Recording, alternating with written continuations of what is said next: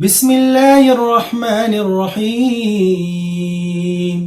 إنا أرسلنا نوحا إلى قومه أن أنذر قومك من قبل أن يأتيهم عذاب أليم. قال يا قوم إني لكم نذير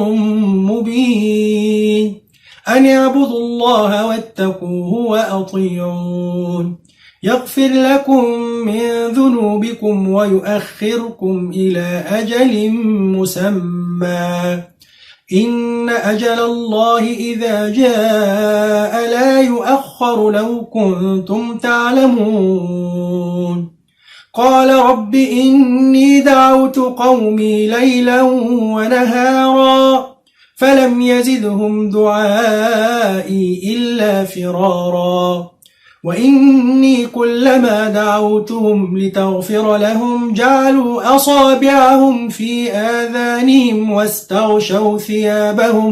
واستغشوا ثيابهم وأصروا واستكبروا استكبارا ثم إني دعوتهم جهارا ثم إني أعلنت لهم وأسررت لهم إسرارا فقلت استغفروا ربكم إنه كان غفارا يرسل السماء عليكم مدرارا ويمددكم بأموال وبنين ويجعل لكم جنات ويجعل لكم أنهارا ما لكم لا ترجون لله وقارا وقد خلقكم أطوارا ألم تروا كيف خلق الله 7 سماوات طباقا وجعل القمر فيهن نورا وجعل الشمس سراجا والله أنبتكم من الأرض نباتا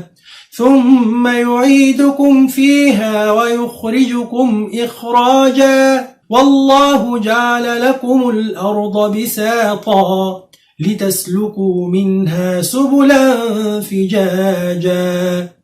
قال نوح رب إنهم عصوني واتبعوا من لم يزده ماله وولده إلا خسارا